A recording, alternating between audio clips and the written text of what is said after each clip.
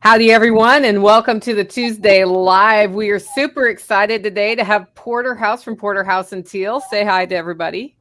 Hey, how you doing, guys? Glad to be here. Awesome. And we got John Willis looking very dark. Yeah. Different computer. Different computer. And I'm Nicole Sauce from Living Free in Tennessee podcast. We are just going to do a sort of talk about anything show today, but I think those of you who were not at Self-reliance Festival in October may not know who Porterhouse is. So Porterhouse, why don't you start by telling us who you are and what this whole Porterhouse and Teal channel is all about? I love your channel, by the way. Yeah, right on. Thank you. Thanks for having me. My name is Eric. That's my actual name. I'm a retired firefighter. Have 4 children, 5 grandchildren with one more on the way. Been married to my wife, Rebecca, for 33 years now.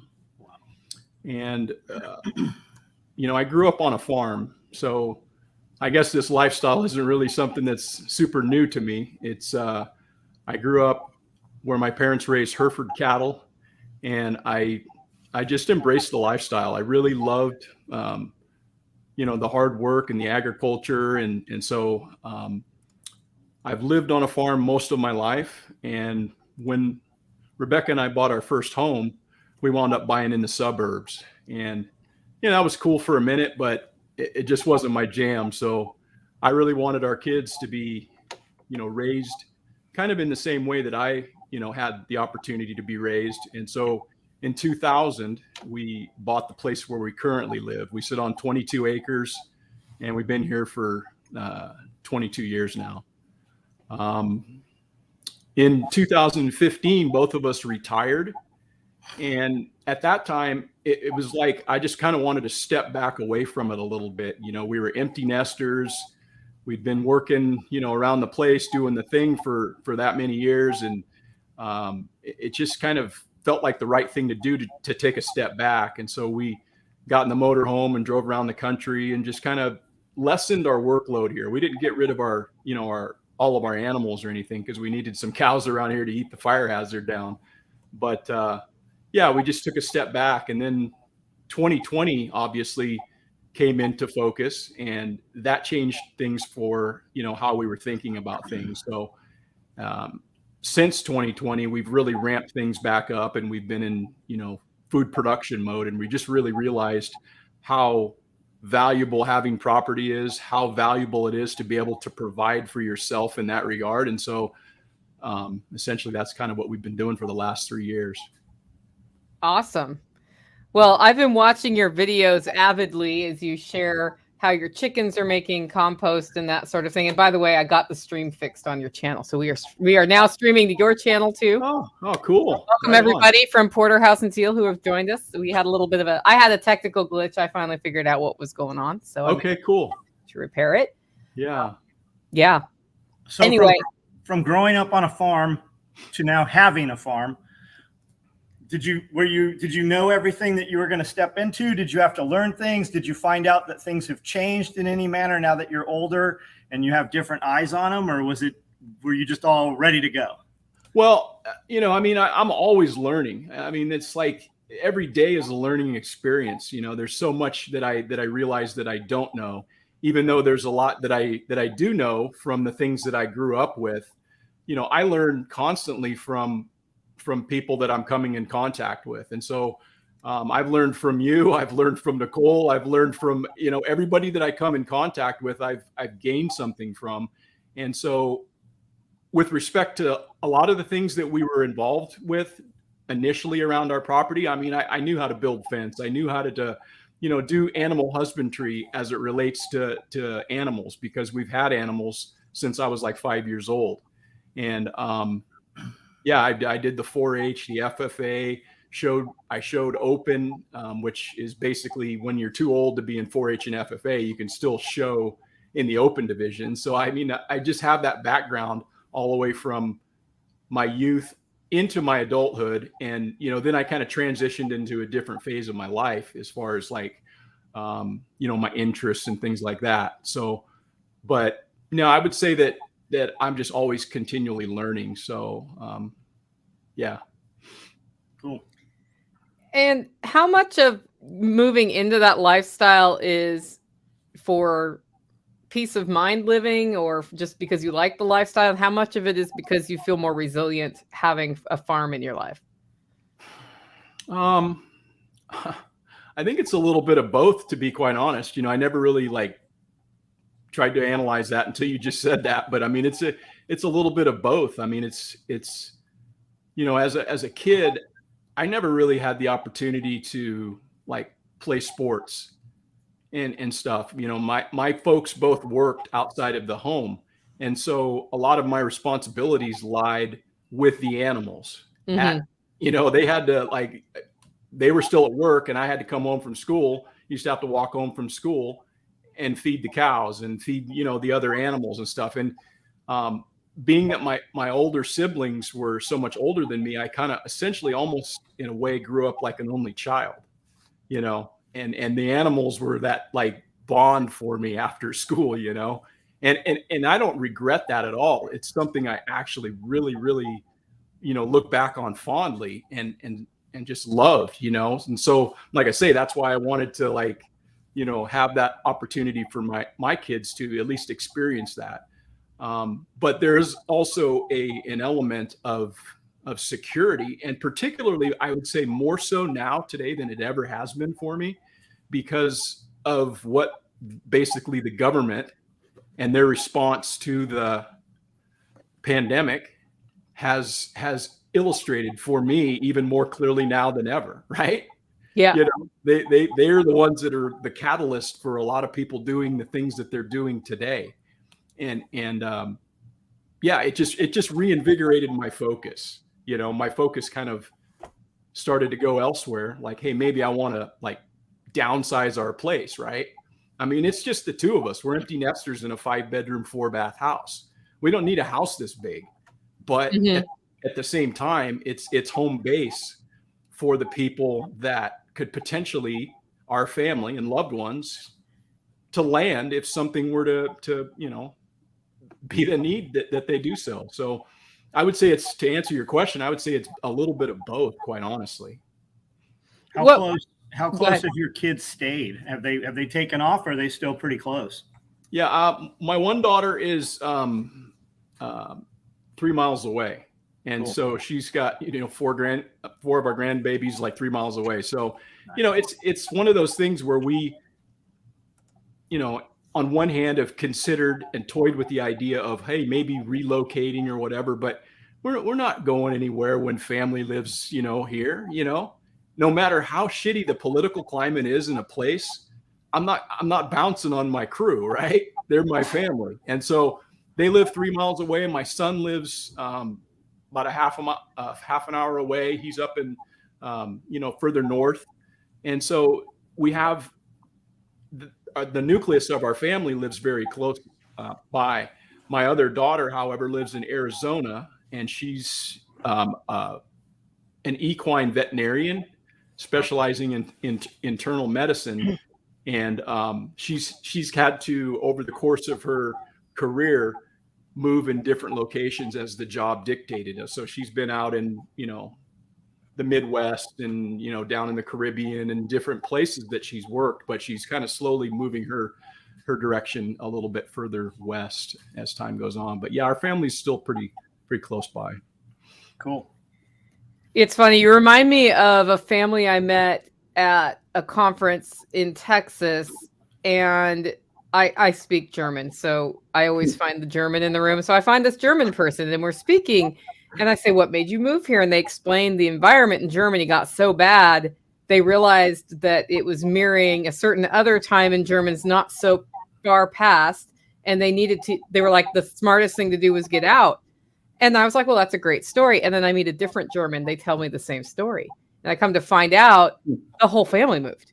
So it was the same story from the same family, 2 different people at that conference. And so, I get to thinking about, you're right. A lot of times, no matter how bad it gets, if your family is there, it's very hard to leave. This family did leave some family behind, but it was a mom and a son, I believe. And then the daughter was American, which is why they were able to come over here and get into the country. Yeah. So, yeah.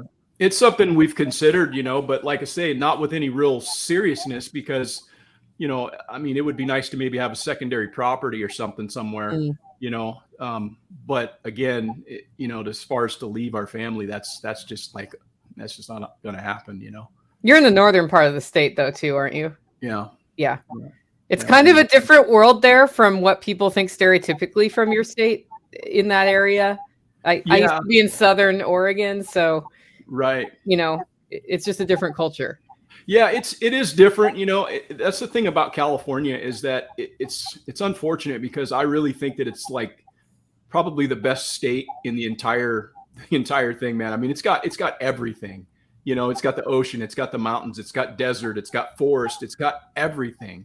It's just the fact that they've basically fucked it up politically by how they've run it, and they've caused a lot of people to want to leave, but there still are good places to live. There's very conservative. I mean, it's a conservative state. Like if you look at the demographics, if you look at like the county by county breakdown, it's a red state. It's just those high density, high population areas that concentrate all of the political energy, right? And there's actually a state, or excuse me, and actually a county. It's one of the most northern. It is the most northern county in the state where they didn't shut down one day during the whole pandemic. They Sacramento tried threatening them, and you need to shut down. And they're like, yeah, we ain't doing that, And so I don't know a lot of places you can say that about, quite honestly, anywhere in the country. But that particular county said, yeah, we ain't playing your game. We ain't shutting nothing down. And the sheriff said, yeah, no, I ain't doing that. And, again, that's California. But see, people have this perception of California and what it's like. And there's places where it really sucks, but then there's places where it's just like where you live, Columbia, Tennessee, same thing. They were wide open. It was literally like moving from black and white television to color television when you cross that county line. Everybody, thousands of people just outside. Everything was full. It was like a party. Yeah. You just reminded me of something a little off topic, John. I was in Germany right after the wall came down, and east of the wall, it was literally like black and white television because there was no color. You think advertisements are annoying? Take them away, and what's behind them is even more annoying, right? And so there was no color. It was gray. There was still bomb damage that hadn't been fixed, like all of the stuff. And it was in Berlin.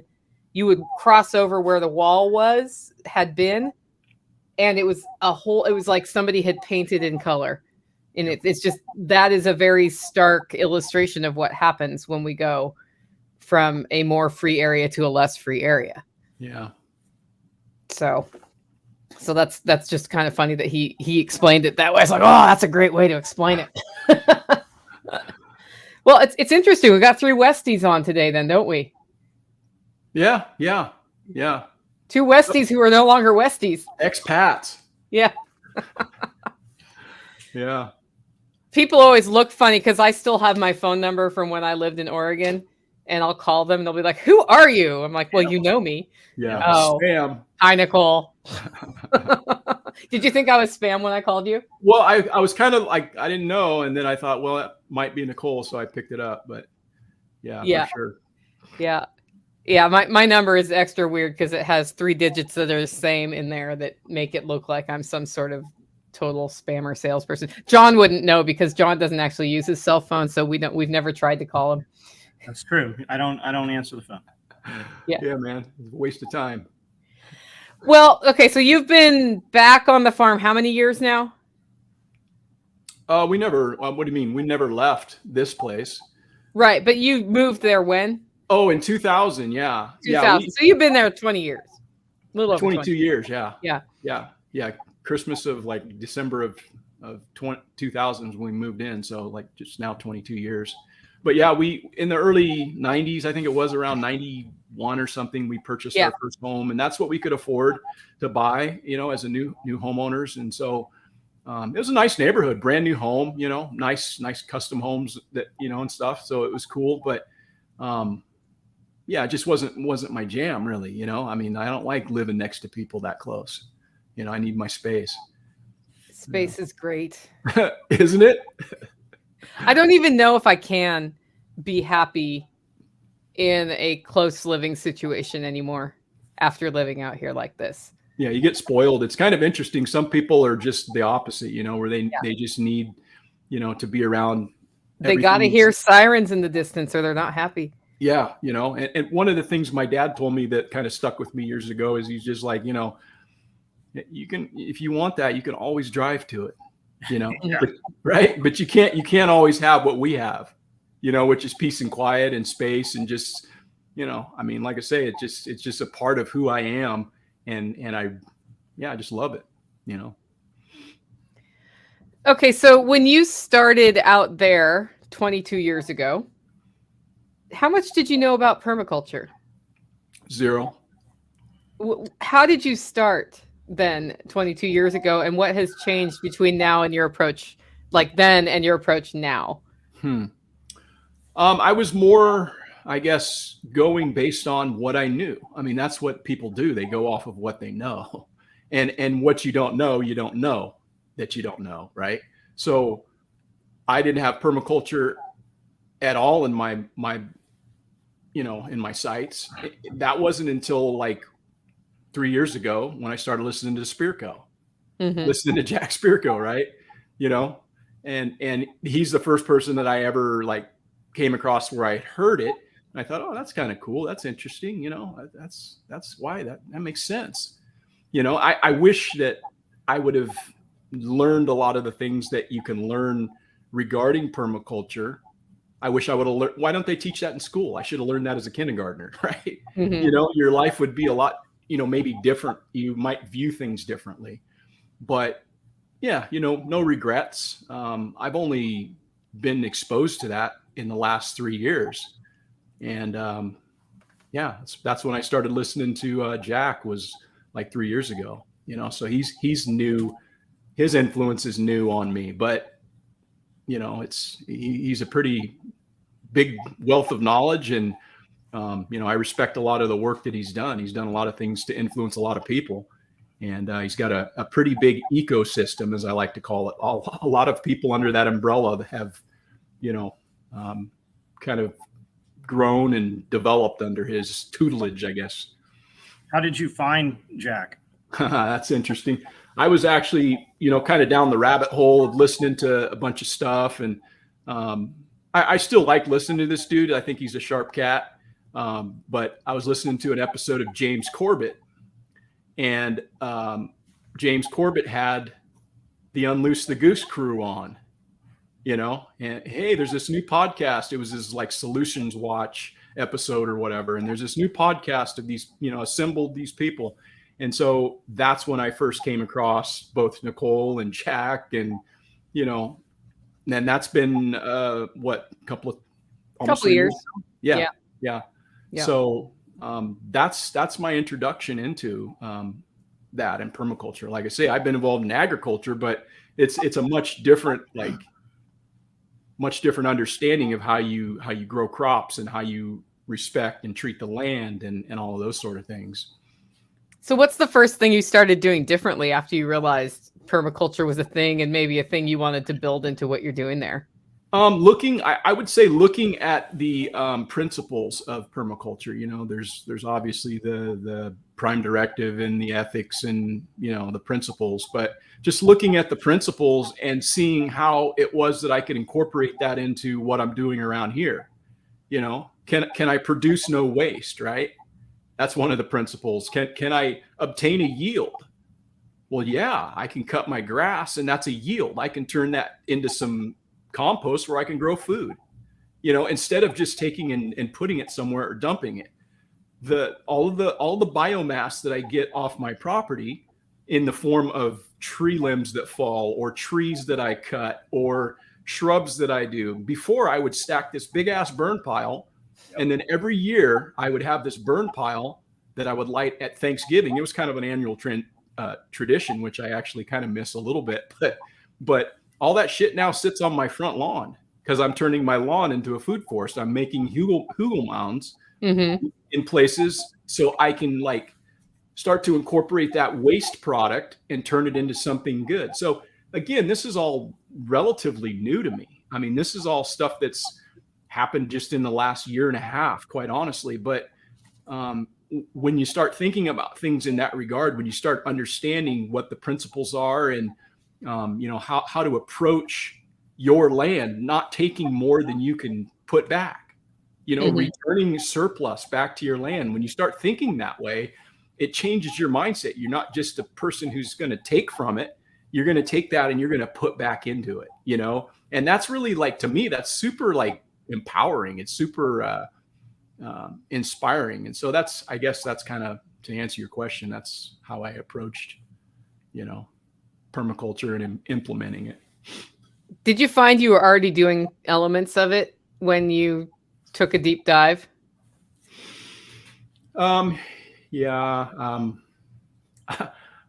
Honestly, I wouldn't say that I could like pinpoint things that I was doing that were really, directly tied to permaculture. Were they something that happened inadvertently? Yeah, maybe, but it wasn't anything that I consciously was thinking about to try to like say, hey, this falls in under this principle, and that's pretty cool, but yeah, there's just so much you can get through waste streams and the waste streams that come from your property, or the waste streams you can obtain elsewhere and bring to your property and do things with them. It's super inspiring.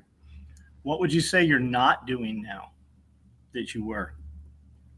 What am I not doing? Anything you're not doing? Was it easier the old way, or is it easier the permaculture way?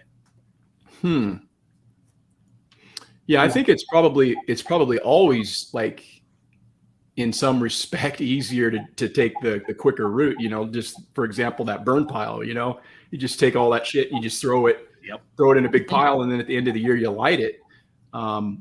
So I wouldn't say that there's a bunch that I could pull off the top of my head right now for what your question asked, but that's kind of, I mean, now I have to take that material and do something with it in a way that like spends more of my time to do, so.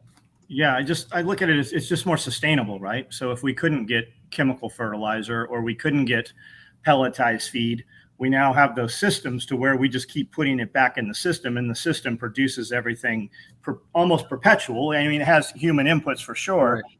And the labor is definitely there. And if you're doing enough of it on enough scale, you don't need to go to a gym anymore. You don't need to work out because you are doing physical labor. Yeah. Yeah. It's that aspect of it's really cool. I mean, just the fact that I used to throw my food and shit away, Mm-hmm. I mean, just scrape it off the plate into the garbage, Yeah. And then when you start looking at that and going, man, I could actually do something. I could feed animals with that. I could. And what they don't eat, it's going to turn into soil, because everything that was once living can live again, in the form of soil once it decomposes properly. Yeah. So it's just stuff like that is just like super empowering when you can, like, you feel like you're making a difference, right? Planting a tree is making a difference. You plant a tree. I mean, I've planted trees here 20 something years ago that were less diameter around than a pencil. And now you can't even wrap your arms around them. You can't even hug them. They're so big, and just having that resource here, knowing that I have firewood that I can do something with, knowing that, there's other things that I can obtain through that, like it's medicinal and all those sort of things. When you start to like think about it in that sense, it's just very cool. It's empowering. And I wish it's something I had have learned about years ago, but you could say that about just about anything in life that you're looking at now, Yeah. The question is, were you ready? No. That's because sometimes it was probably there the whole time, especially knowing the region of the country you're in. Yeah. And you weren't ready. And I think a lot of people have a hard time forgiving themselves for not getting it sooner. And I'm like, you weren't ready. Yeah. And if you waste time worrying about that, you don't spend time moving forward. Yeah. Yeah, that's 100%. And that's the thing. It could have been right before you. I've had, my son and I both talked about this before, like we've had that conversation, and we're both in agreement that it could be something that's before you, but unless you're ready to absorb it or you're ready for it at that point in your life, it's just going to go right by, you know. If you could go back 10 years, what would you tell yourself? What would you do more of, or what would you do less of, knowing what you know right now?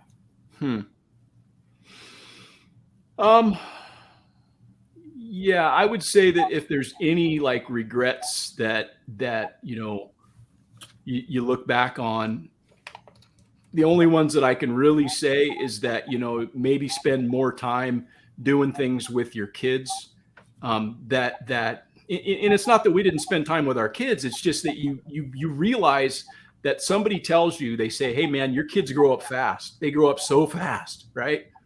And it's like when you get to that stage in life, they're already ready to move out of the house, you know. And there's things that like, yeah, you know, maybe you wish you would have done more of or whatever, you know. But that's probably the only regrets that I have. But it isn't anything that I feel bad about, because again, it's, you know, it's the life that you were living at the time, and you can't change what's in the past, right?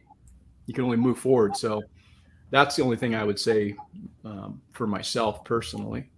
So like they're not regrets by any means, but if I knew better then, I would have put in more trees, right? I have all these trees here that don't really produce anything for us. I would have removed bigger trees to make more sunlight and put in trees that we wanted in place, right? So every year we put trees in. If I could go back to the very beginning, you know, like 12 months, 24 months in, I would have put in 1,000 trees instead of putting in 100 trees. So at this point, they would be, you know, 7 years old. Yeah, same thing. You know, I mean, I put in a lot of eucalyptus for the aspect of firewood. Yep. I wanted to be able to grow my own firewood, so that was a good decision. You know, I would have probably liked to have known about fodder trees more so than I do now. You know, I would have done things a lot differently. I would have planted those same, I have a few of them, fodder trees, but I would have planted them differently. I would have planted them down the fence lines, so that leaf cast would go to both sides of the fence, feeding, you know, animals on either side of the cross fencing. So those are things that like you don't necessarily learn, or I didn't necessarily learn at the time, because I didn't know about it. And a lot of people go through life doing things the same way, thinking it's the right way. And maybe it is the right way for them. But maybe if they had the opportunity to know of a different way, they might choose differently, right? There's a dude on the internet that I watched his stuff. His name's Gabe Brown. And you might go check him out, man. This dude lives up in North Dakota. And he's a farmer up there who, you know, basically used to be a guy that conventionally farmed his property through tillage, but he wound up converting to a no-till operation up there. And to hear his presentation and to hear the things that he does and to hear the yields that he obtains off of his property, I mean, he's running a huge operation up there. He's running all, you know, like nut trees and all kinds of stuff that he's growing, that he's selling. Plus he's running like a 350 head cow-calf operation. You know, he's running chickens, he's running I mean, he's doing it all up there in North Dakota, but he's turned it into a no-till type of an operation. And it's just interesting to learn or to hear what his understanding of how to build soil. Because he went from conventional ag to somebody who's now no-till. And it just makes sense. If you listen to what he's saying, it just makes sense. That's how you build soil. And when you understand how you build soil, then you can actually grow food, you know, because you're not necessarily growing food, you're growing soil. You're creating an environment in the soil where that plant is going to flourish. And if you give the nutrients to your plant, or you make them available in the soil, you know, you're not growing it. It's the soil that's growing the plant, right? And so that's kind of his take on it. But yeah, you might check that out. His name's Gabe Brown. He's pretty cool presentation. Is that Living Webb's farm? No, it's not Living Webb's. Living Webb's is cool. They've got Gabe Brown on there. He's got 5 million views on that, 1.8 million on that video alone. Yeah, he gets up and he does these talks. He does these presentations and stuff. So, like I say, there's one that it actually might be on Living Web Farm. Yeah, he's on there for sure. I've seen this. I've seen him now. Seeing him. Mm-hmm. Yeah, he's pretty sharp cat, and like I say, it's kind of interesting to hear somebody who was farmed conventionally, farmed monocrop, all that whole sort of thing, and then he basically goes into this no-till. And he's got the results to prove that it works. He's not just talking about it. So, a lot of guys don't farm that way. They don't know. They don't maybe think that that's the way to do it. They pump a bunch of stuff in the form of inorganic fertilizers on their property, which is just basically creating an environment for the soil to become dependent upon that. Yep. So every year you have to continually, put that input in there just to be able to grow in the same soil. But that's not how he's running it. He's running, cover crops and doing all kinds of cool stuff. So it's just really, it's one of those things where you wish, hey man, I wish I would have known this stuff back in the day. But again, were you willing to receive it? Yeah, I learn things all the time that I'm like, I really wish I would have been ready for that 10 years ago, because I could be so much further ahead now. But right. Yeah, no excuses though, right? I know, life just brings us those lessons, right? Last year was a lot of lessons for me. Yeah. By the way, it's already 2023 in my world, in my head. So last year is really this year. Yeah. I've already moved on. That's kind of funny how that happens too. For the more I work for myself, the more I'm thinking about 3 to 6 months from now at this point. Yeah. Other people think 5 years ahead. I'm not that cool yet. With your kids being raised there in that environment on the farm, do you feel like they tried to escape it, or do you think they're going to come back? Are they going to want the grandkids really involved?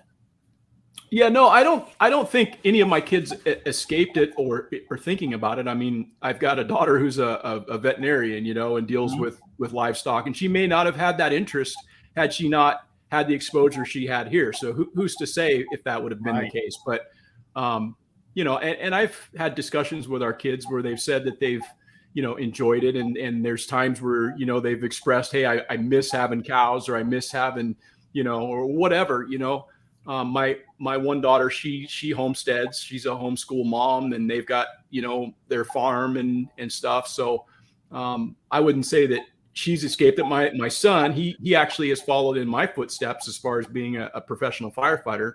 And so he's kind of doing his thing in that regard. And he lives, in a house that he purchased up in up north of us, 30 minutes north. So he's in a neighborhood, and he's working on trying to get himself some property. So it's just one of those things where if you are exposed to certain things in life, maybe later on down the way you make decisions on your own behalf. And I don't think that they don't like the upbringing they had, but again, they weren't from 5 years old like I was. That was. It might have been different for them. We actually moved them up while they were established in school and had friends and all that sort of stuff. So that's more difficult on kids to transition, in that way. Cool. Yeah.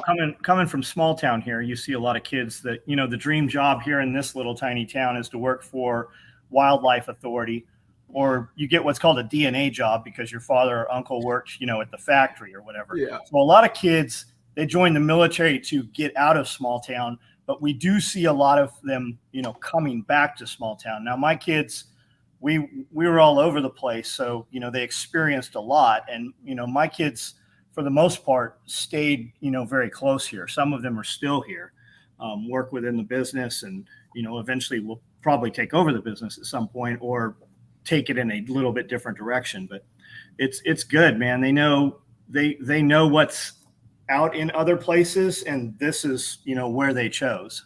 Yeah That's cool. Well, and it's nice to have that generational approach to things too. It is. Yeah, especially in a product business. Well, especially I mean when cell phones came out, how many times did you hear some old dude like, I'm not using that evil cell phone? Yeah. And I don't think that I'm there, but at some point I will be, right? Cody can implement things into the business that we're just not, it's not on my radar. It is funny how that works. When do you think you're going to be there, John? When you're 90? Yeah, when I die. We'll start some sister company or something until then. I mean, yeah, that makes sense. Okay, so you've basically been in country living for a long time.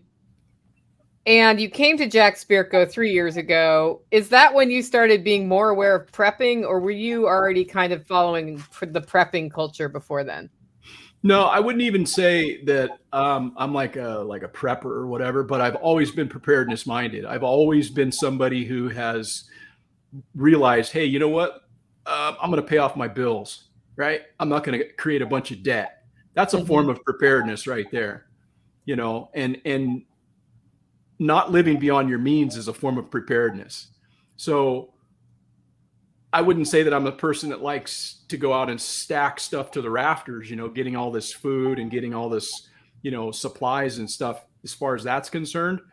But I've always known, example is one of the first things that I did at this place was I put in a transfer switch for our generator, because I knew that living in a more rural environment that the power is going to go out sometime. And when it does, I want to be prepared for that, because having the understanding of working for the government, which I did, I worked for the state government. I know that you shouldn't depend on state government, right? You need to depend on yourself. And so I've always kind of had that mindset, but I think things have probably been accelerated again because of the response from the government and the things that they've chosen to do in response to this pandemic. That's what's caused me to accelerate things, to refocus. But I would say that I've always been somebody who's preparedness minded, not necessarily somebody who and I still don't even consider myself a prepper. I'm just, trying to be a little freer and more self-reliant, I'm not a prepper. I'm just a prepper. I think that's what you just said. My theory is this: like when I started listening to Jack, I became aware I was a prepper. I think homesteading or farming leads you to need to have things, because the cities further away need to have things to cover the most likely things to go wrong in your environment. And before you know it, it's the logical way to live. And we call that prepping now. Yeah. Well, let me ask you. Let me ask it prepping. Grandma called it Tuesday. I mean, any farmer for the last 100 years has done exactly what we're doing now. Right. Let me ask you this: what's one of those Jack Spirko episodes that had probably one of the most impact on you, if you can remember or know? Is there one that kind of sticks with you that you're like, man, that strikes a chord? John, you want to take it first, or you want me to? Well, there's a few of them. So we were in San Diego. I'd come home from prison. I was on 3 years of probation. I was working out of my mom's garage, and I was working 80 hours a week as a delivery driver with 3 restaurants. And then I was starting my business. And as soon as I was off probation, we'd always said I need to get out of California, but I was listening to an episode that Jack had on, and I don't remember exactly what it was, but it spurred me to pick the phone up. And when I was talking to James, I said, I need to get out of California. And he said, come to Tennessee. And I said, don't think I won't. And he said, you won't. And literally that weekend we flew to Tennessee, and 30 days later we moved everything to Tennessee. And then I spent several years while in Tennessee amassing things and prepping and spending all of my money on prepping, but I wasn't really living. We were just kind of hiding. I didn't have any footprint on social media or anything. I just wanted to stay to myself. And I heard Jack say, there's all kinds of preppers, but a lot of these guys spend 20 years of their life just amassing things and prepping and waiting for the society to collapse and waiting. And before you know it, you're 40, 50 years old and you haven't done anything, and you've waited for this thing to happen. And that clicked. Everything changed literally that day. And that's when we got social media a couple of weeks later, and we started showing what we were doing. And we went from making a little bit of money to making a massive amount of money. And the only change was that instead of putting things in cans and hiding things in other buildings, we started actually going out and living and started kind of showing it on social media. And there was a hunger for it. People liked what we were doing, and they're like, yeah, how do you do that? How were you able to do that? And we just kept telling the story.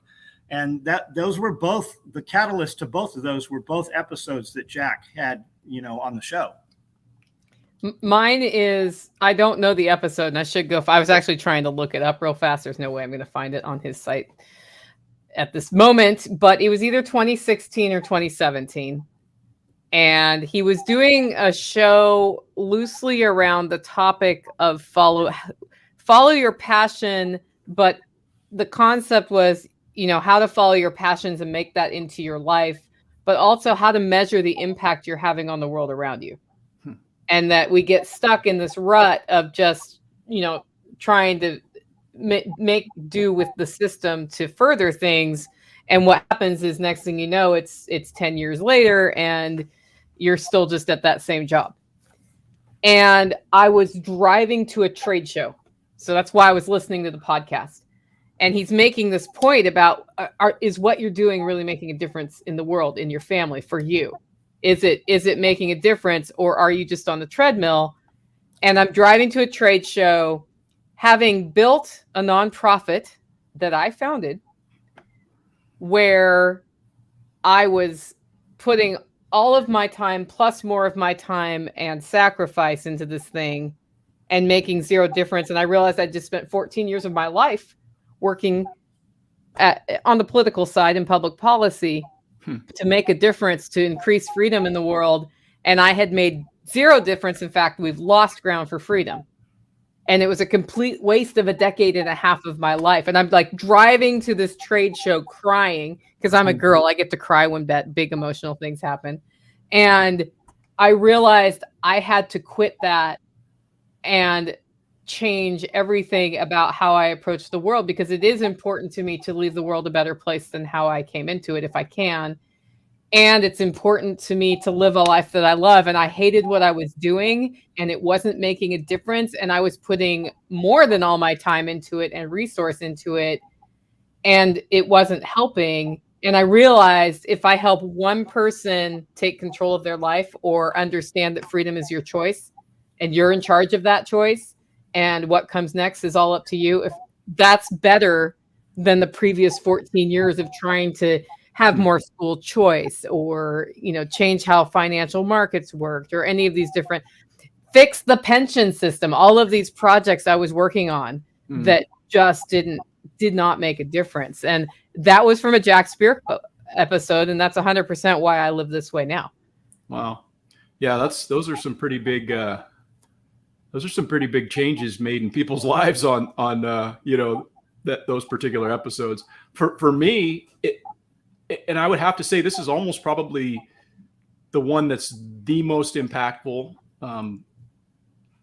is the one that was titled "Turn Off the Frickin' News." Yeah, I remember that one. You remember that one? So I listened to that, and I actually took his advice, and I decided to just turn the shit off for a couple weeks, see what happens. And lo and behold, you wind up being a lot more happy. You wind up being a lot more focused. You just wake up with a renewed vigor in life because you're not consumed with shit that doesn't matter. And so that for me was just eye-opening. And essentially that's the way I live my life today. I actually avoid the news as much as I possibly can. I don't listen to the radio in the car when I drive. And I don't mind that because I like quiet time. It's not like I'm punishing myself. So we don't have a TV. We don't have Netflix. We don't have none of that, right? I don't get that influence. So I actively try to avoid it because I'm just focused on what I need to do every day. I know what my gaps are. I know what I need to do, where I'm headed. And I figure if there's something of importance, I'm going to hear about it from somebody who actually pays attention to that shit. I know enough people, who are going to say, hey, did you hear about this? Oh, really? Okay, well, let me look into it. Other than that, I get up every day and I know what I'm doing, Mm-hmm. And so that was a very, very impactful episode for me, Yeah, it's funny when you tell people who are very distraught about whatever the current like the topic du jour or the crisis du jour, which seems to change every day and then go back to COVID every so often when they don't know what else to talk about or get us upset about. And you say, and they're just like, blah, and they freak out. I have friends who do this, and I'll say, well, just turn off the news for 2 weeks.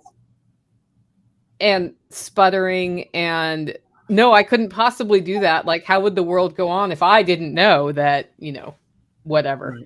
Right. There's wildfires somewhere or Ukraine or any of it. And it's like, well, give it a try for 1 week then and see, because you're going to see a very different, you see through the propaganda a little better when you're not emotionally invested in it.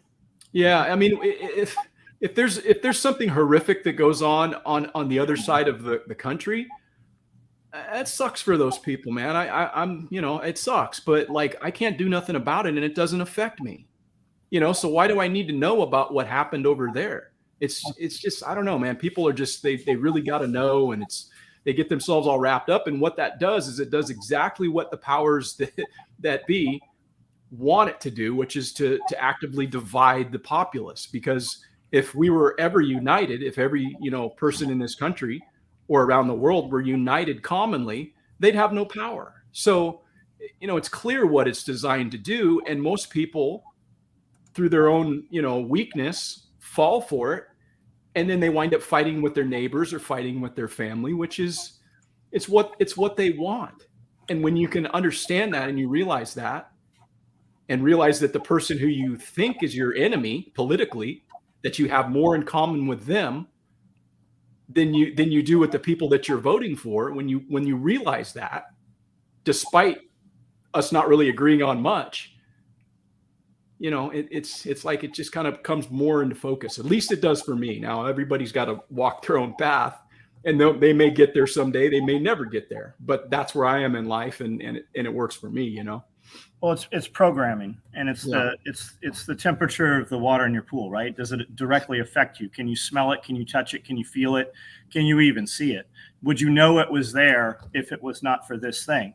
And it's the fight or flight, right? It's that adrenaline dump. It's that fear. And if you are constantly speaking about that, it is constantly in your head. And when you go to sleep, you don't actually rest, and you spend the time that you would actually produce something of your own or for somebody that you care about. Instead, you spend this time just speaking about things that don't directly affect you, and they consume your life. And I feel like it's by design, right? It is on purpose so that you are not successful, because if you are not successful, then you remain a slave. And all the kingdoms need slaves. They need those minimum wage workers. They need those people that are constantly consumed.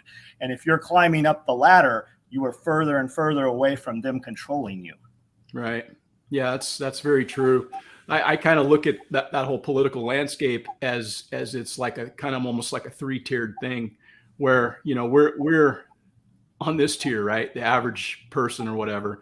And then you have the political people and the elites are here. And then you have the people that are actually above them that are running the show, that are calling the shots. They're not just somebody has a little influence over your district or your local area. They're the people that are dealing with things at a level, most people can't even imagine. And so there's just that different layer of influence and power that, most people don't realize that they're even being there. Here we are playing checkers. These people are playing chess, and above them, they're playing Tetris. It's just different games. And, and those games you're not playing. It's the World Wrestling Federation. Whether you're Republican or Democrat, when the camera's off, they're all buddies. They're only pretending to hate each other. They're still all doing the same insidious shit together. Right. And if you did one of the things they do on a daily basis, they would parade you out on television and put you in prison for it. Yeah. Yeah. That was that last election was kind of a defining moment for me as well, because I was actually interested in voting for it. But when you see what happens right before your eyes and they tell you, no, that didn't happen, shut up about it, changes your outlook on whether or not your efforts make any difference at all. So, it's easy to become, disinterested and decide to move on. And that's kind of where I'm at with that, you know. You'll have a lot more time for things that mean something to you. Agreed. Yep. Carlene says they're all liars. I think yes and no. They don't care. That's the thing I notice about very accomplished politicians is no matter how much is said about them, it actually impacts them emotionally 0%. They may show that they're emotional, but if you look at it, what's really going on, they're like, oh yeah, I had to pretend I was upset about that, but I don't really care because I'm going to do what I do. And if you're not sure about that, just were they affected in the last 3 years in the manner that people were affected? And the answer is no. They weren't wearing a costume. They weren't staying home. They didn't have limited access to things. In fact, they all got caught. And what came of it? Not a damn thing came of it. Nothing came of it. Their businesses didn't go out of business. Their friends' businesses didn't shut down. Only people were affected by it. It's legal for a fee. The rich people with money, they didn't have to stop traveling. Nothing affected anybody except normal people. I think one of the most effective tools of control that has been put in place is getting people to accept that wanting to earn money for things or wanting to build wealth is evil somehow, that it's greedy. Like having that conceptually permeate our culture as far as it has, as opposed to admiring people who are able to build an empire. That's the biggest lever of control they have, and it's nothing political. Well, that's so that they're programmed to hate those people instead, because if they don't hate them, they might ask them how to do the same thing. It's back to keeping the slaves under control. Yeah. I don't know. You're right. It's entirely right. I mean, they don't want you up at their level. No. You know, they want to keep you down, distracted and fighting and, focused on things that really don't matter or that you don't have the ability to impact and keep you divided. It's your frequency. Your frequency is what you frequently see. So if you pay attention to that, that is what you're going to become. It's just like when you're driving very fast, the vehicle or the bike or whatever, wherever your eyes look, that's where you're going to go. So if you're looking towards the crash, you're going to be involved in the crash. If you are around successful people and you're looking up, they are going to bring you up. Yeah, that's very, very true. That's one of the reasons why, I decided to drive out to Self-reliance, is because, I wanted to meet some folks. I wanted to meet people and be around people that actually are willing to get shit done. I don't really have time for people that would just want to talk about what they want to get done. I'm a doer myself, so I want to associate with people that do things.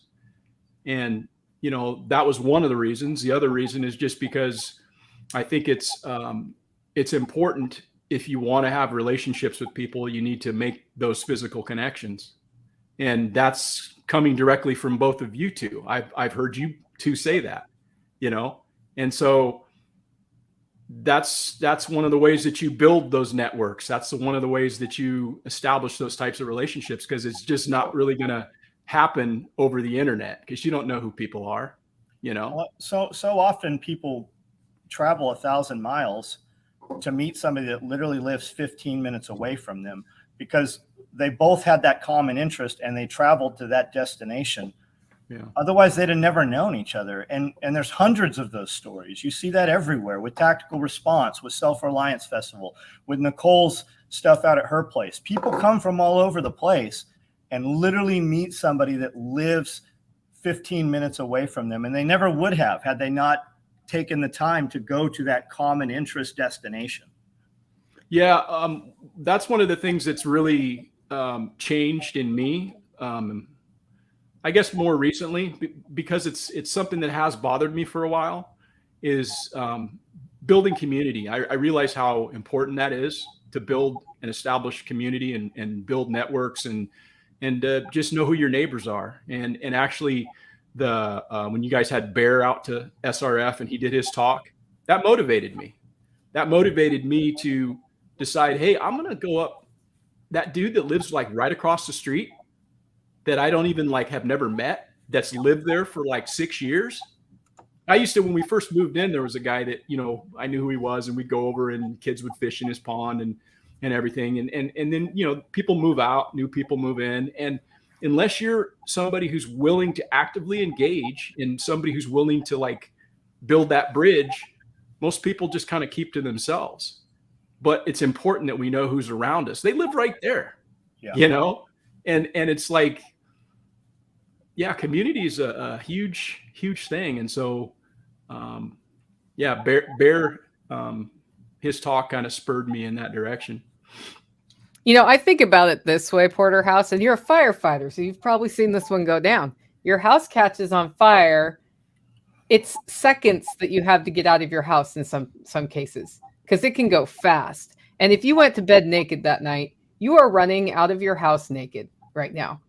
And if your next door neighbor has never met you before, then they may not be super inclined to open the door for the crazy naked lady on their porch.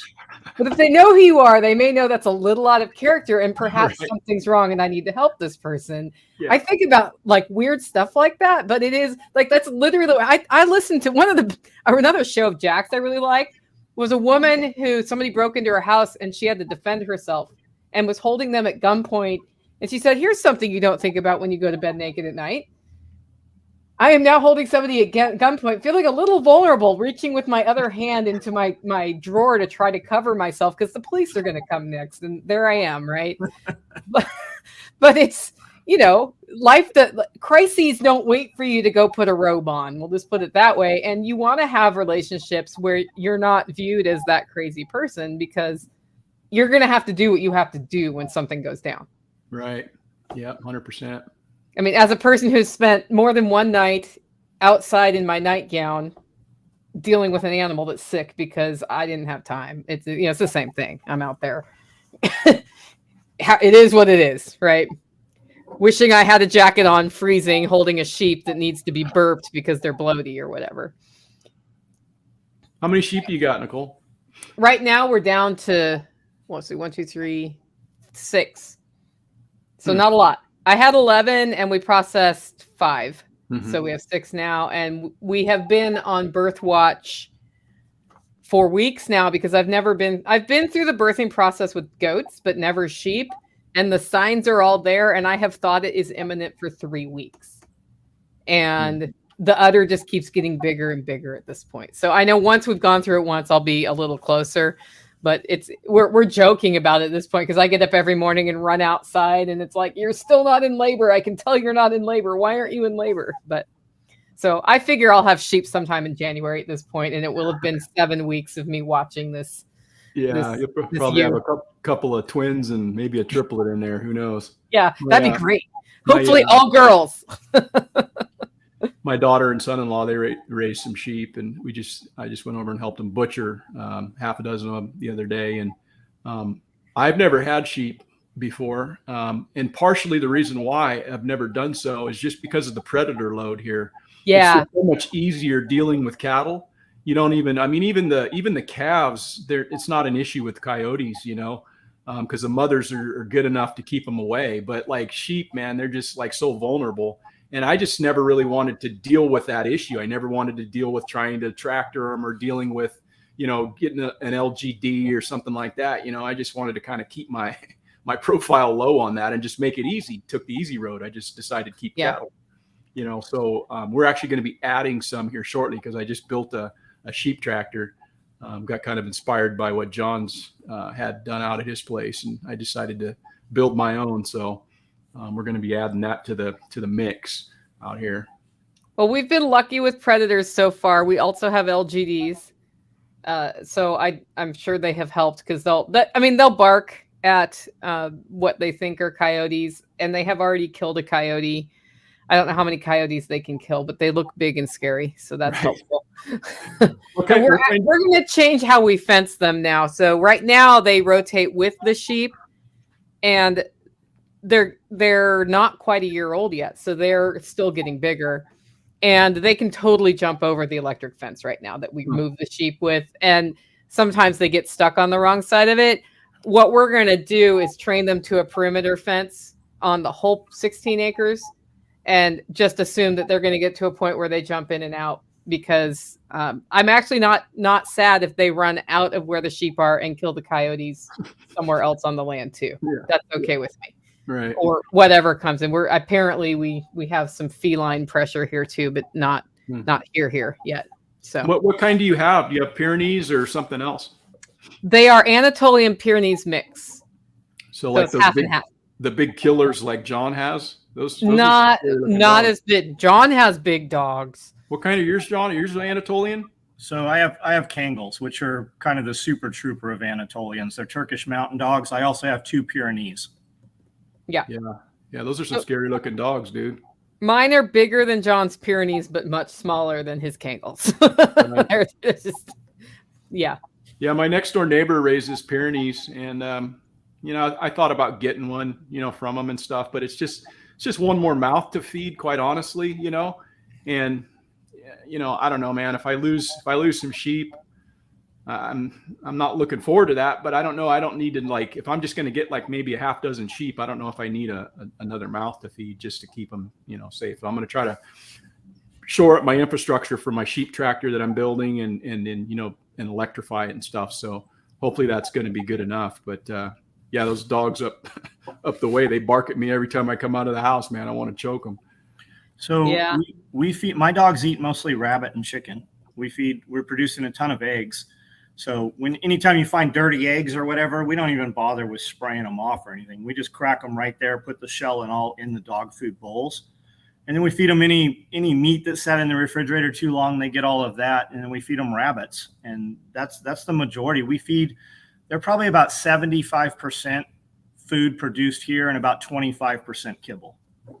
Yeah, that's so the way to do it, man. I have really tried to, and that's what I've been really looking at, because I could run a lot more animals than we have here. I mean, I got 22 acres. I could, but I don't like to feed lot animals. I don't want to just be spending a bunch of money on feed. Feed is astronomical right now. Yeah, it's getting more.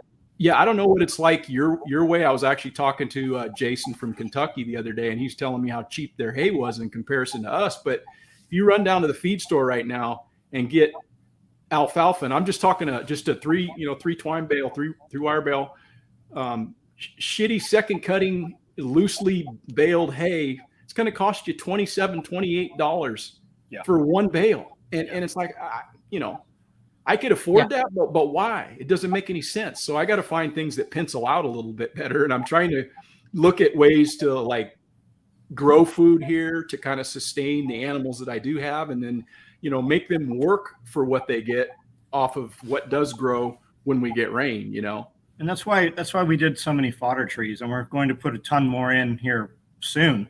But the rabbits, we take the rabbits and we put them in tractors on the grass, and then twice a day we just move those.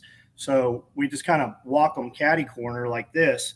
But the rabbits, that cuts my feed bill at least half, probably more than half pelletized feed.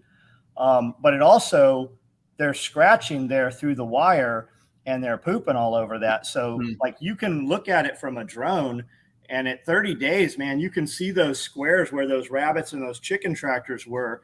And on day 30, it looks like there's batteries in that grass. It is so bright green compared to where they are now from where they were 30 days ago. So it just super fertilizes them too. So then we bring them back over, 6 months later, and that grass is just, and also when we brought the sheep in and we started tractoring the sheep, as they pooped out all those seed heads, the field of grass just became completely different. There was no more weeds there. It literally was just tall, lush, thick grass. That's pretty cool. I'm jealous. We didn't get enough rain for that. Well, and also even when we don't get rain, once that grass is tall and thick, at night, just the heat coming off the grass, it creates kind of its own weather, and that moisture, it works its way down. So even when we're completely dry, when there's the right grass there, it still is moist. When you walk out there, as soon as the sun goes down, you walk out there, your shoes are completely soaking wet, even when we haven't had rain for 60 days. Yeah, I'm a little envious of that. We get some pretty dry stretches here. It seems like we used to get rain when we first moved here, and it was great. We had pretty solid winters, but we've come into some dry spells, and it's just hard, man, because the ground is just not gonna recuperate. It just gets like overgrazed, and then it gets barren, and then it's hot, and it's just like the soil is just terrible. So I'm kind of envious of all the rain you guys get there. It's pretty nice. I have a cousin with a cow farm that's not too far from Napa area. Mm-hmm. And they, of course, so the wildfire thing happens, right?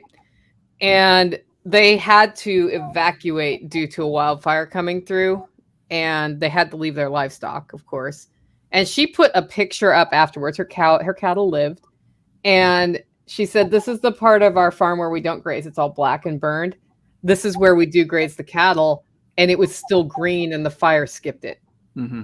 And that is because they rotationally grazed their cattle, and that soil is so much better at enduring through drought than where they didn't graze. Yeah, I know. I believe it. So I don't know if you have that impact on your property, but I assume you do if you're running cattle.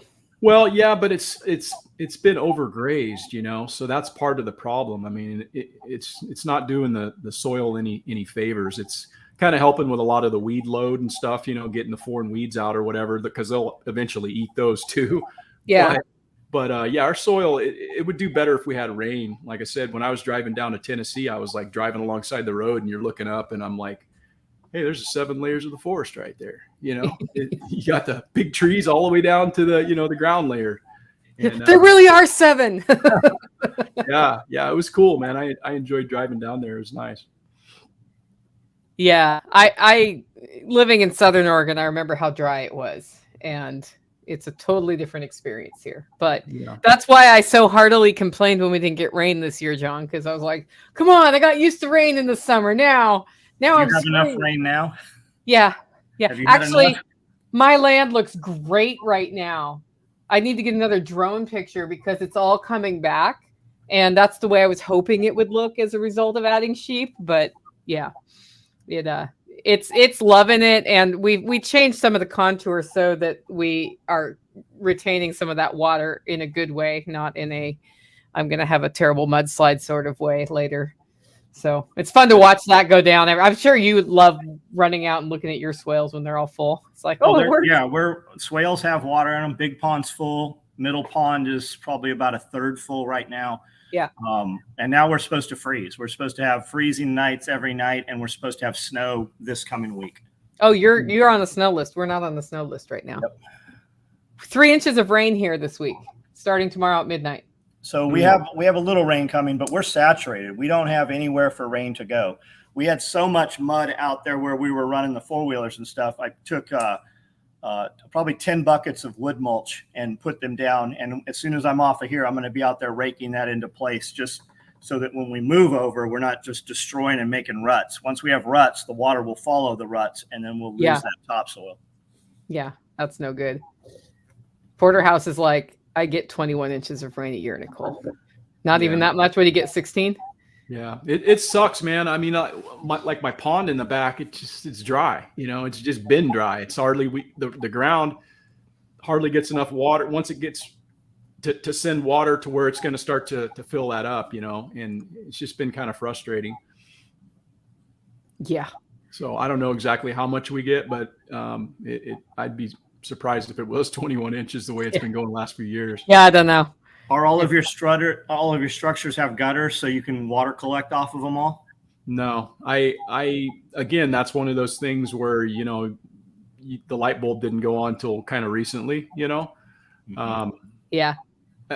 It's not to say that isn't something that I'm interested in possibly doing, but I just actually developed a secondary water source, which I'm pretty excited about. I did a video on it a couple of weeks ago, and it's kind of cool because that particular area, I believe, will continually produce water for us even when we don't get rain. So it's more valuable to me than doing rainwater collection. But that's a big priority for me in this upcoming year is to secure that secondary water source and then figure out a means of delivery for it.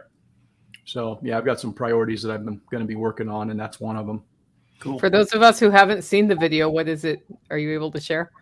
Yeah, it's just on my YouTube channel. I think it's I'm not exactly sure what it's called, but I'm looking up as best I can. It's like an off-grid water or something like that. Yeah. But yeah, I'm really pleased with how that developed. I mean, like I say, I'd been looking at that and thinking I needed to do something with it for many, many years, like since we moved here. Like, hey, so where does where does it come from? It's basically comes, I don't exactly know where it comes from, quite honestly. I don't know.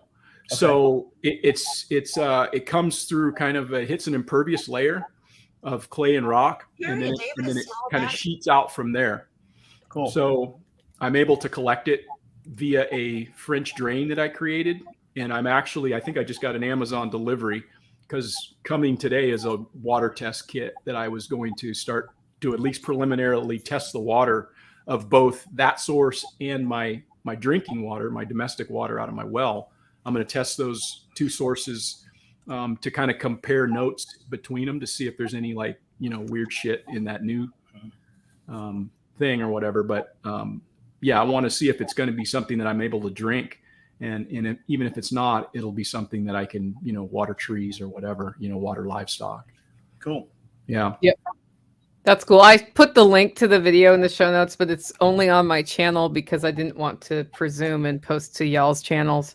So that's the link. But if you look up Porterhouse and Teal off-grid water, it's pretty much the first thing that comes up in search on YouTube. So, yeah, and cool. It was put out 10 days ago. Yeah, I did all that since Self-reliance, man. Self-reliance got me fired up. Awesome. Yeah, no, I didn't even have a fucking computer when I got home from Self-reliance. I'm serious. I'm dead serious. I'm like, yeah, I got to go buy a computer. Rebecca's like, all right. Why? Yeah, so there was just a ton of stuff. Like when I got back from Self-reliance, I was like, I don't know what happened, man. Like I got like a burr put underneath my saddle or something, because I was just ready to go. And it's weird because it wasn't even anything that like hit me until I got home. Just driving home, I'm just like kind of ruminating on this, right? And then I got home and I just was like, I've been going ever since, So yeah, it's a pretty cool event, man, for people that haven't gone and that are considering possibly going. I would say just pull the trigger and go. Yeah, so you realize what happened. It's because everyone is contagious. Right? So yeah. You have to make sure that the people you're around, that you want to catch what they're going to give you. So I assume you got a computer because you started social media and started editing videos a little bit more for YouTube maybe.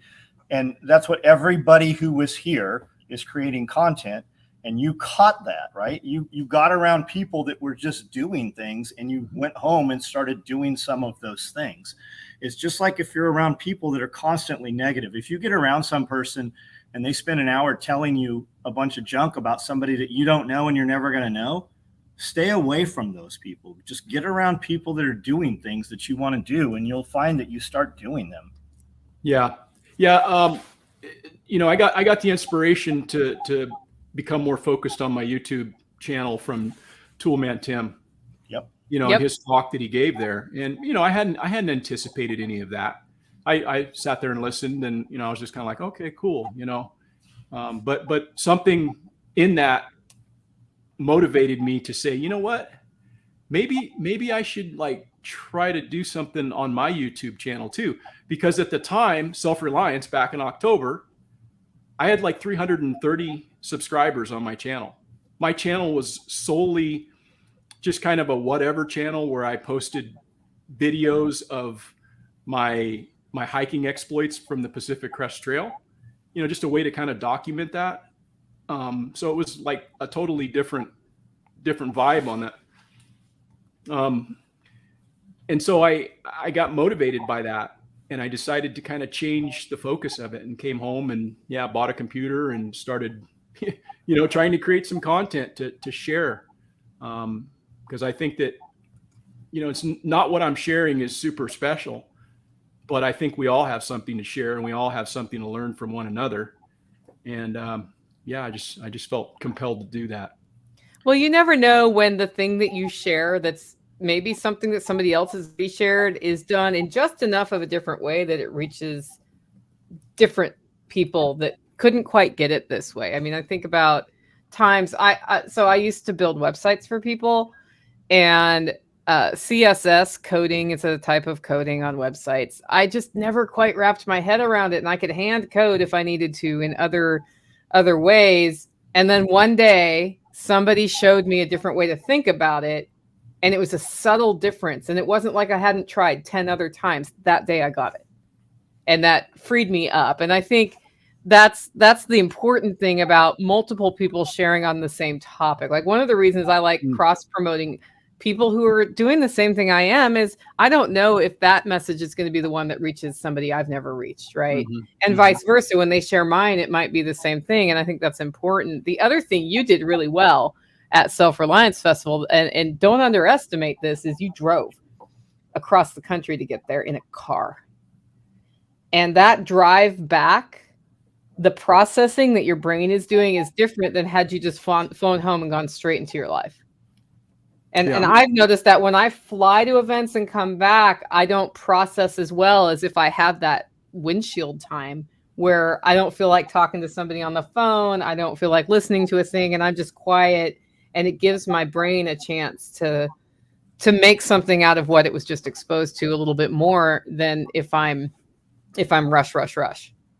Not only that, you brought something here that I see literally. I think about you every single day because that birdhouse is sitting there. And every time somebody comes in, a friend comes, like Porterhouse and Teal, he made this birdhouse and she painted this. I literally see that a dozen times a day. And I think about you every single day.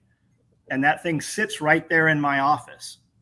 And you gave one to Jack, and I know Nicole has one. Like, I saw those things. So we speak about you, and I think about you, and that creates that, like, whether you believe, not you guys, but whether people believe that or not, that energy is a real thing.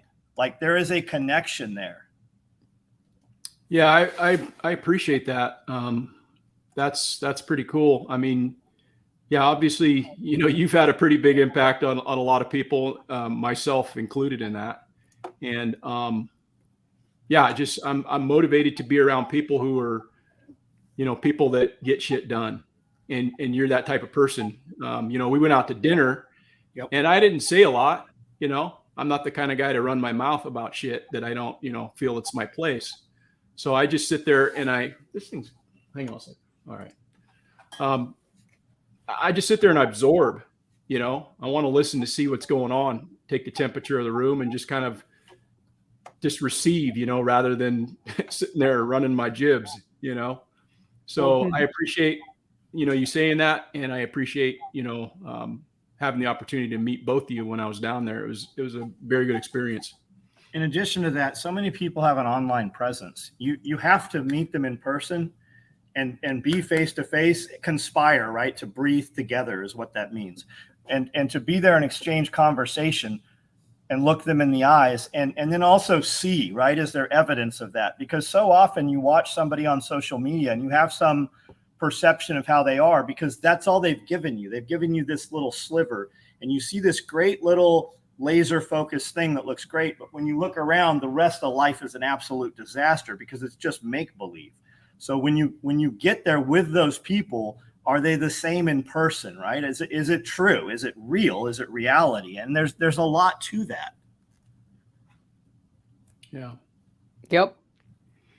Yeah, the in-person thing, I always knew it was important, but I don't think I realized how important it was until my first time at Jack Spirko's workshop, which was in 2017, I think.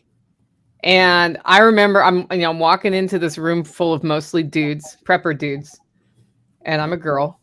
So that feels weird because we like to be with our people, but I didn't know anybody there. I knew one person there. And by the end of it, I had a network of big brothers because it was just like, we got to know each other. They realized it is hard to make me cry, although not impossible, but we could talk about real things. And you could see the person's core. Like, John's really good he assesses somebody quickly once he's talked to him, and he'll be like, that person's going to do X or that person's never going to do anything. He's like, I might be wrong, but whatever. Do you know how many times John Willis is wrong about that assessment that he makes in a flash? Rarely. Not much, probably. Rarely. I'm way slower at making those assessments than he is, but he does that in person. He doesn't like sit online and watch a YouTube channel and then know something like that. So that in-person time is really important for that reason. Because if you're motivated to go change your life and you step outside of your comfort zone, that's when you are exposed to the opportunities to change your life. It's not comfortable to change. And if you try to stay comfortable and change, you're not going to change. Yeah, that's really, really important. Like a lot of the things that I'm doing now, I've thought about for a long time, but they weren't the low hanging fruit. They weren't something easy to obtain. So I just kind of thought, I should probably do, and you don't pull the trigger on it, right? You don't close that loop. And so doing those things that are not easy, doing the hard things are the things that generally are the things that matter. And sometimes, like you said, that's putting yourself in an uncomfortable position, like walking across the street and introducing yourself to your neighbor, to make yourself a little bit vulnerable to actually go the extra step of, extending that olive branch or trying to establish that relationship. So there's 100% truth to what you say. I agree with that. Well, most people live life in a manner that they're comfortable, and comfort breeds complacency. And I spent 10 years being comfortable and complacent, and then spent the next 3 years getting way more shit done and way more to show for it than the 10 years prior, right? And people, when they are comfortable, they convince themselves that they're doing good things. And in their life, that's fine if that's where you want to remain. But there's nothing great worth having that's easy. If it was easy, everybody would just have it, right?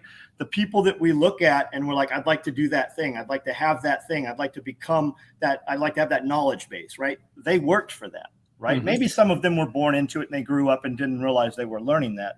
But there's nothing great that is just simple, because if it was, everybody would have it and it wouldn't mean anything. Mm-hmm. Yeah, that's one of those things that like stuck with me that my dad said, and obviously he didn't make it up, because it's a well-known quote. It's just that Rome wasn't built in a day, and people have that expectation where they see somebody who has something and then they wonder why they don't have it, or it must have been easy for them, but they have no idea what's their backstory. How did they get that? They see it, and that I think is just maybe a part of, I think it's always been there, quite honestly, but like I think it's even worse now that you have the cell phone and the internet and the looking at shit on Instagram and isn't that, and people want that, and so they think that it's going to be easy to obtain, not realizing that, one, it could be fake, it could be like not even the truth what you're looking at, and two, you think you should have something that you didn't work for, Yeah. Well, even if it is the truth, pictures of all my outfits on Instagram or whatever, I don't take pictures when I'm wearing the painted on clothes with my whatever. I'm taking pictures of my best outfits because I'm not motivated to show you the bad stuff. You don't want to see that. Well, maybe you do, but some people do. But, it's not even necessarily that the person's trying to be fake. Like I have a friend who's really into fashion. And she's a great marketing person. Just interviewed her on my show, actually. And most of her all of her pictures on Instagram are just beautiful. And she's like, Nicole, you don't see the pile of Amazon boxes that just came through my front door when I show you the pictures of my house. But they're there. That just doesn't make a good Instagram post. Mm-hmm. So it's not even necessarily intentional that people are showing. I mean, there's also the fake thing. Of course. Well, Instagram is a funny thing for me because that was the platform that kind of launched me into the social media age. And I started getting into Instagram because at first it was cool. It was just cool pictures, man. People sharing their beautiful pictures of whatever. And it was cool. It was neat. It was fun. And then it kind of got more commercial with, all the ads and bullshit. And then, it just became very fake. And what I kind of realized over time, I kind of stepped away from my other Instagram account where I actually had like 10,000, followers at one point. It was mostly revolving around my athletics, running and stuff. Mm-hmm. And now it's, I think, I don't know, I just disappeared for like 2.5 years. I was like, yeah, I'm done with it. I'm out. And I came back and I still had like, 6,500 followers, and people were like, hey, where were you at or whatever. But it's just what I realized about Instagram, at least for me, is that most of the people on Instagram are just narcissistic, right? It's all about them. They're posting selfies. They're posting shit about what they're doing. And the reality is that you're just not that cool. We're just not that cool. I'm not a cool guy. Nobody, who wants to see my shit, right? What makes me so special? So the difference for me now is that, like, on YouTube, I enjoy it because I'm a creative person. I like to create content and to put it out there for people to consume, but it's not about me. It's about what value I can provide to somebody else, right? And that's where the focus of social media has changed for me. And that's just me. I mean, people, they like their TikTok or what. I got TikTok, I got Instagram, but I put that stuff on there because I'm trying to drive people to the YouTube channel. So take your YouTube now and take the hook out of there, right? Take that one sentence that captures them so that they'll listen to 3 more sentences, build that into a short, put that on your Instagram. And for the text, hey, if you want to see the rest of this conversation, it's on YouTube, link in bio or link in mini links or whatever. You can use all of them to funnel them wherever you want to funnel them to. Right. Yeah, that's awesome. That's a good idea. I'm still pretty new to it. Like I say, I just kind of started refocusing my efforts, on the YouTube thing. And self-reliance was a big part of that. Like I said, I didn't have a computer. I didn't have a website. I got a website now, that's all shit that happened since like October. And just inspired by being around people that inspire me. So. But once you have all of that, you can have multiple revenue streams, right? You might not get $1,000 out of each one, but if you can get 100 out of 10 of them, it's just maneuvering traffic, right? Can you get them to click a link? Yeah. And if they do, they don't have to buy the thing you're showing them on Amazon, right? There's just so many ways to do that. So you can, and once you have more revenue coming in, you can fund more projects. Like Nicole was saying, her friend has all the Amazon boxes. You could order a ton of stuff from Amazon, try them on, take photos, do a cool little photo shoot, show the Amazon links to the clothing, and then send all of the clothing back for a full refund, and then do it again next week. Yeah. Yeah. That's, the birdhouse idea was, spurred out of, Rebecca's love for painting. She likes to paint, and it brings her pleasure. And she actually I had cut down a tree in the front yard, and she said, well, why don't you just like not low stump it? Why don't you just leave it up, and we'll put these birdhouses that I'm going to paint on there. And so we did that. And she likes to watch the birds go in and out of them and stuff. And then we kind of got the idea, because the birdhouse that we have been building is all from a waste stream. So again, that's that permaculture mindset of, producing no waste. So taking something that would ordinarily be thrown away and creating something with it, and either selling it to someone or giving it to someone as a gift. And those gifts that I gave to you, John, and Jack, was because of the inspiration that you guys provided to me and to us to actually do something entrepreneurial. Whether or not, these birdhouses, they're not going to make us any money. We know that. It's not a money-making venture for us. Do you have birdhouses ready to sell right now? Yeah, that's what you're looking at on screen. Those are on sale. They can be, anybody wants them, they can buy them. Those are actually the first ones in the series. So the one with the first one you see there with the sunflower on it. Yeah, the sunflower. That's it's number 1 in the series.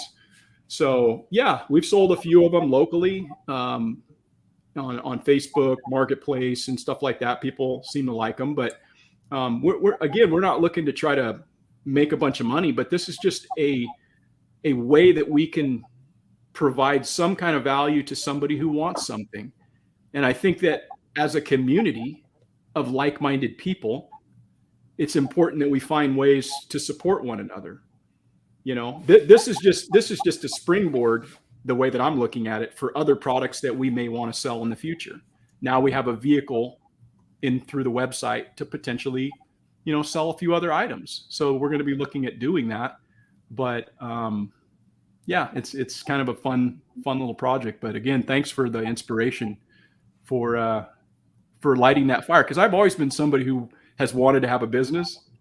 It's just I've taken the easy way out. I've worked for the man, right?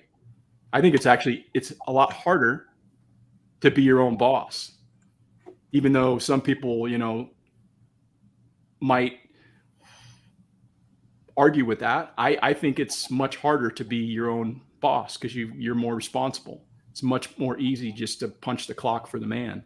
And that's the path that I chose. I don't regret that. I enjoy the fact that I've been able to retire at age 50 with my health and receive a pension. You know, I don't make any apologies for that. I did my time. But yeah, I've always wanted to be an entrepreneur. I just have never done it because, again, it wasn't low-hanging fruit, right? I've had some good ideas that have just fucking gone. Mm-hmm. Business ideas like, I had fabulous ideas for restaurants and things like that I know would have taken off with beef that we raised, you know, and marketed in a way that, like, you know, locally produced beef that we raised. We're making hamburgers. We're, you know, it just, yeah, I've let those ideas die on the vine, but I don't think there's any excuse for doing that. If you're somebody who has that passion and you're somebody who has that idea, I think you need to take a page from what you said, John, you know, and Jack and so many others about just being an entrepreneur, you know? Yeah, there's a thing where it takes, like, every idea you have isn't necessarily the good one to follow. And sometimes you make the one that wasn't the good one to follow successful just because you care so much to do it. Like, there's that, you got to push it forward. So having a restaurant that serves beef that's locally raised means you have to raise the beef, process the beef, turn it into hamburgers, and run a restaurant successfully.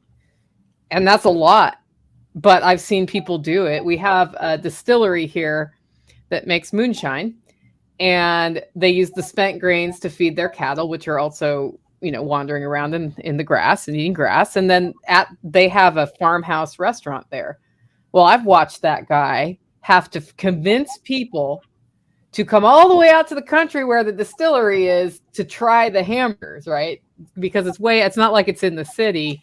And that's been probably his biggest challenge on sales, isn't getting his moonshine in liquor stores and sold, which was hard. It wasn't changed. He had to change the law in his county to be allowed to do business there. So he had to get a dry county not to be dry anymore to be able to even produce his product. Got that done. And that's a big effort. But the harder thing he has to deal with is he's out in the middle of nowhere and people got to drive 25 miles to come out to the distillery and eat. And he gets them out there. He's figured out how to do it. He brings bands in. He does all of this stuff. And that's where the majority, I think, of his time is now spent. Yeah, I'm not sure, but I would assume. I think location matters. But I also think that if you make something good enough, people are going to find a way to get there, you know? Yeah. There's places that are like way out that have got just fantastic food, and there's no shortage of people lining up to go get their product. So I guess that's. Yeah, we used to go to a place called Bates Nut Farm, and we'd go there and get our Christmas trees, and we'd go there and pick out our pumpkin. And they always had a fall festival. They always had a Christmas festival. And in the summer, they had art festivals. So they were always busy. Every weekend, they had something going on that was drawing thousands of people to travel an hour, 90 minutes to get there. Yeah. Yeah, that's what? I was going to say, we didn't even get a Christmas tree this year. We don't. Yeah, we don't. Yeah, it's I'm just kind of like over it, sort of, I'm more traditional. I did 1 year where I did not decorate for Christmas, and I don't do anything elaborate. It's very simple. That was the most miserable December of my life. So I have a little teeny fake tree I like to decorate, and I put, I do some things. Makes me happy. Yeah. I like the lights. I have to admit, I do like the lights. We have people here who do that thing where they light up their whole house, like their whole yard and everything, and have music. And I actually think it's fun to go look at those. Yeah, I used to be super into it when we had kids. That's really what it's all about for me. Is that whole experience for the children. Because I had a good upbringing as far as my Christmas memories, and it's just fun when you're a parent to be able to do all that and have the kids get excited about the presents and this and that or whatever. And now we've got grandkids, but it's not the same as when you have them in the house and you're doing the Christmas thing. So yeah. Yep. I love being called a Grinch. It's a badge of courage, badge of honor. Yeah, it is. Anyway.